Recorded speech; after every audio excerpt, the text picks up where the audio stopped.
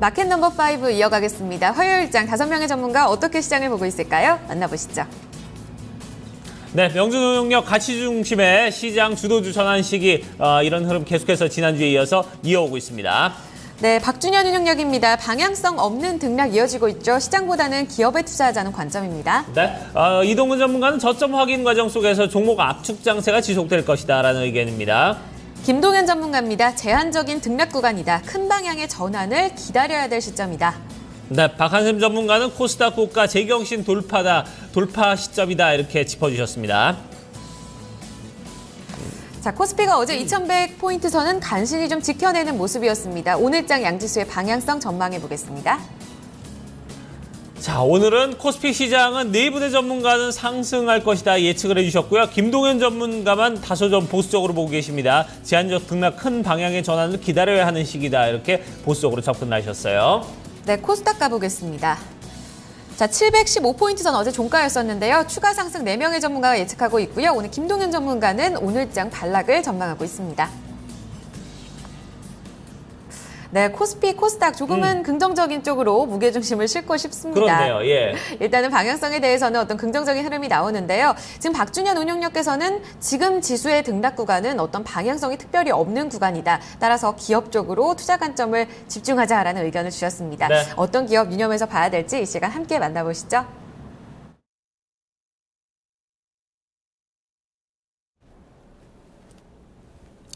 예, 반갑습니다. 토마토 투자자문의 박준현 운용력입니다.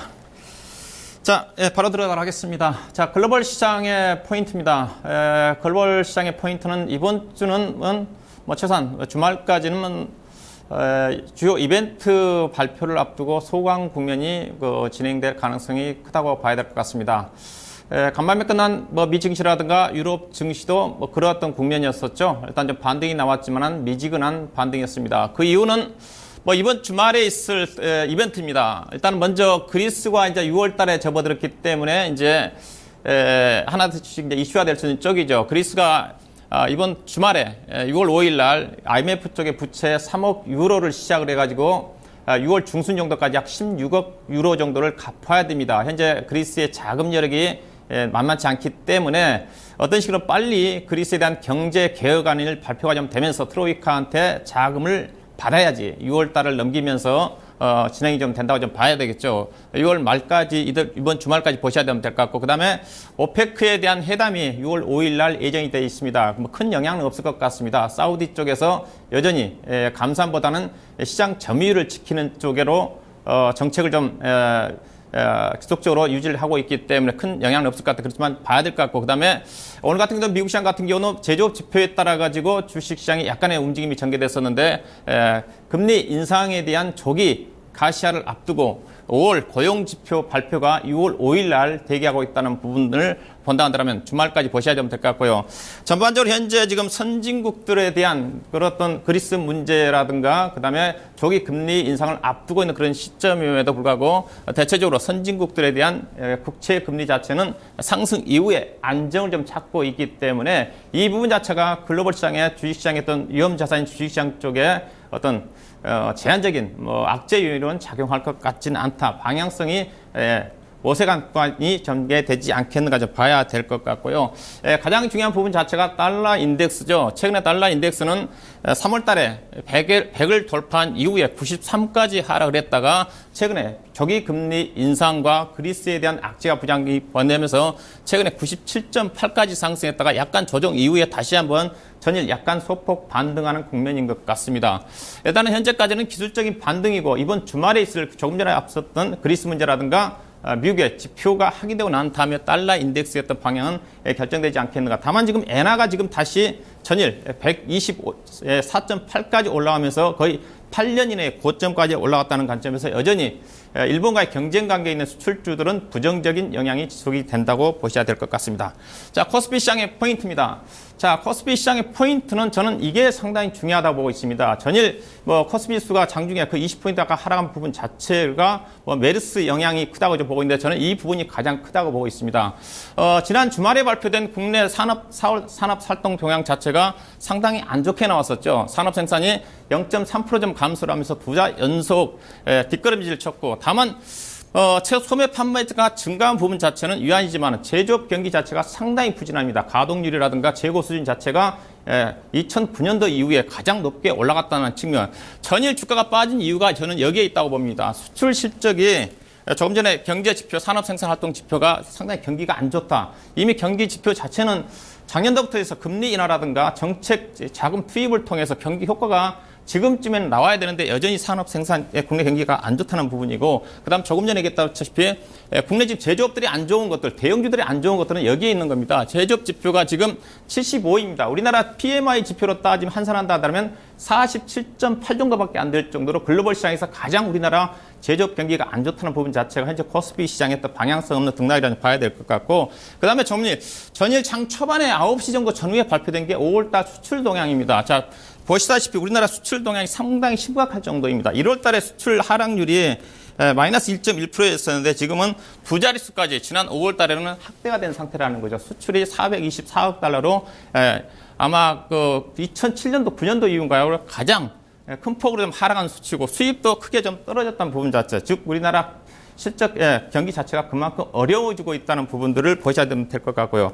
그렇게 본다 한다면 시장 자체가 안 좋냐? 그렇지는 않을 것 같습니다. 일단은 코스피 시장의 지수는 일단은 보시다시피 추세 성사로 1월달 이후에 상승 추세가 전개된 범위 내에서 박스권의 하단이 이탈되지 않는 상태에서 상승 추세가 전개가 좀 되고 있고요. 충분히 2080포인트 정도가 박스권의 하단이기 때문에 이 부분은 지지가 좀 될 것 같습니다. 조금 전에 지표 자체가 안 좋게 나오기 때문에 다음 주에 있을 한국은행의 금통위 금리 결정 회의에서 금리 인하에 대한 가능성도 충분히 있을 것 같습니다.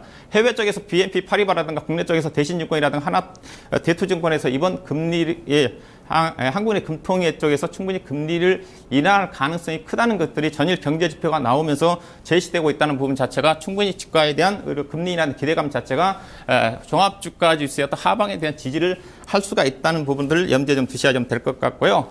자, 코스닥 시장은 일단은 코스피 대비해서 상대적 강세가 좀 전개가 좀 되고 있죠. 수급이 상당히 양호합니다.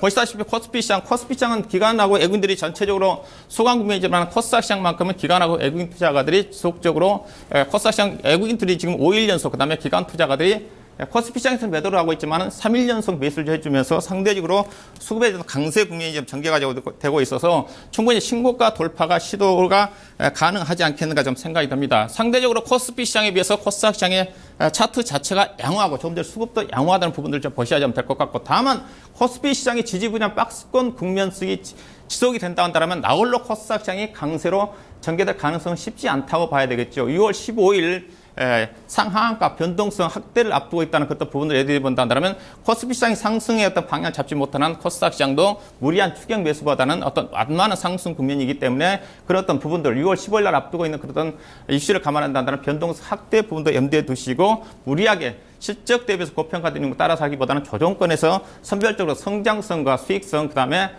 수급이 괜찮은 종목 중심에서 압축 매매할 필요가 있지 않겠는가 좀 생각이 좀 되고요. 코스닥 시장은 관심 업종은 당연히 바이오 제약이라든가 그런 어떤 종목들, IT 장비 쪽이라든가 환경 관련, 설비 관련 종목에 주목을 해볼 필요가 있지 않겠는가 말씀드리고요. 자, 마이 포인트입니다. 시장 종목 특히 6월달 시장 같은 경우는 방향성 없는 등락으로 좀 봐야 될 것 같습니다. 최소한 6월 중순 정도 선물업체 동시 만기라든가 조금 전에 그리스에 대한 어떤 채무 상한 일정이 빠듯하게 잡혀져 있는 6월 중순까지는 방향성 없는 등락이기 때문에 최소한 그때까지만 한다 하더라도 종목에 따라 시장보다는 기업에 투자하는 그런 매매를 해야 될 것 같고, 자, 대형주보다는 중소형주고요. 코스피 시장보다는 코스닥 시장이고 수출주보다는 내수주 쪽에 매매를 해야 되는 게 맞는 거고, 그다음에 실적으로 본다 한다면 유동성 장세가 이미 꺾였다고 그랬었죠. 2분기 실적 호전 업종과 그다음에 실적 성장성이 부각되는 그런 종목 중심으로 압축을 해야 되는 것 같고, 실적으로 본다면 하락주고요. 그다음에 다음 주에 금리 인하에 대한 기대감을 가지고 있다 한다면 후반 정도에 본다 한다면 건설주 쪽에 약간 더 순환매 관점에서 접근할 필요가 있을 것 같고, 그다음에 내수 관련 종목의 실적주에서 좀 건자재 속에 어떤 시멘트 관련 종목도 움직임이 괜찮은 것 같습니다. 제약이라든가 음식료 관련 종목 쪽에서 종목을 좀 찾아보시기 바라겠고요. 일단은 시장보다 기업에 투자하라. 자, 제가 3월 달부터 디니케자 일임 서비스를 시작을 하고 있습니다. 일임 서비스 3월 달에 시작을 했는데 수익률이 좀 괜찮습니다. 자, 총 청산을 이때 4월 달하고 4월 말 정도에 청산했는데 한 달 40일 정도 전후에 청산했지만 수익률이 23%에서 37% 정도까지 조기에 청산할 정도로 종목별 대응 구간이라는 거죠. 지수는 같은 기간 동안에 3% 5%밖에 안 올랐지만 수익률은 30% 정도 전후에 조기 청산할 정도로 종목으로 접근하는 어떤 매매 자체가 여전히 올해 시장이라든가 연도 시장까지 실적 장세이기 때문에 유리하다는 거죠. 그럼 어떤 종목들을 가지고 여러분들한테 뭐 매매를 하느냐, 이 부분이죠. 선창산업 같은 경우도 여러분들한테 아침 시간을 통해서 3월 중순 이후에 두 번 추천해드렸던 종목인 것 같습니다. 9,500원대에서부터 또 11,500원인데 최근에 이틀 동안 상한가가 나왔습니다. 어제 이제 14,000원 정도, 어제도 상한가 가면서 강세를 보였는데, 자, 이 종목 수정 전략을 제시해드리면, 제가 9,500원부터 추천해드렸던 부분인데 3차인데, 일단은 전일 14,100원이기 때문에 이틀 연속 상한가를 나타나면서 추격 매수는 하지 마시고, 다만 기간 투자가도 이틀 동안 30만 주 정도 집중 매수가 들어오고 있다는 관점에서 조정 이후에 재차 상승이 가능할 것 같습니다. 목표 가격 15,000원 제시해드렸는데 18,000원까지 좀 보시면 될 것 같고, 대신 손절 가격은 12,500원 정도 보시면 될 것 같고요. 그 다음에 제가 언급해드린 게 KC그린 홀딩스죠. 이것도 내가 2번 언급해드린 것 같습니다. 이때 4월 초와 그 다음에 2주 전에 제가 언급해드렸던 부분이죠. 4월 초 기준으로 본다면 30% 정도 목표 수익이 달성이 됐는데 여전히 수급이 괜찮습니다. 중국 환경 시장이다 성장성을 감안한다면 최근에 충분히 기간 조정을 받았기 때문에 목표해드렸던 가격 16,000원 정도까지는 무난히 올해 충분히 상승이 가능한 종목 관점에서 충분히 추가적으로 매수가 좀 가능할 것 같고요. 자, 오늘 언급해 드릴 종목은 종목 차별화라고 했으니까 중소형 종목 중에서 괜찮은 종목을 소개해 드리도록 하겠습니다. 한양 ENG라는 종목입니다. 자, 이 회사는 반도체라든가 LCD 쪽에 들어가는 인프라 투자와 관련된 종목입니다. 특히 화학가스 배분 장치 공급이라든가 그다음에 반도체 쪽에 클린룸 쪽에 상당한 경쟁력을 가지고 있는 회사입니다. 삼성전자가 평택라인에 올해 15조 정도 투자를 한다고 그랬죠. 본격적인 관련 투자에 가장 수혜를 받을 수 있는 종목이고요. 작년 이미 수주 잔고가 3,500억입니다. 근데 이 회사가 또 이 자회사 CSK라는 회사가 알짜배기 회사인데 올해 IPO를 추진할 것 같고요. 문제는 실적인데 이 회사가 1분기 실적이 무려 124억의 단기 수익이 났습니다. 작년 이 회사가 연간 실적이 180억이었었는데 작년 연간 실적의 거의 80% 정도를 올해 1분기 때에 달성을 했다는 거죠. 조금 전 수주장과 또 평택라인의 투자에 가장 수혜를 받을 수 있다는 관점에서 향후의 실적 증가는 충분할 것 같고요. 올해 보수적으로 잡아도 단기 순이익이 350억입니다. 주당 EPS가 1,900원이고 현재 주가가 PER 기준에서 6.9배입니다. 원익 IPS가 PER이 15배라는 관점에서 여전히 주가가 싸 보이는 것 같고요.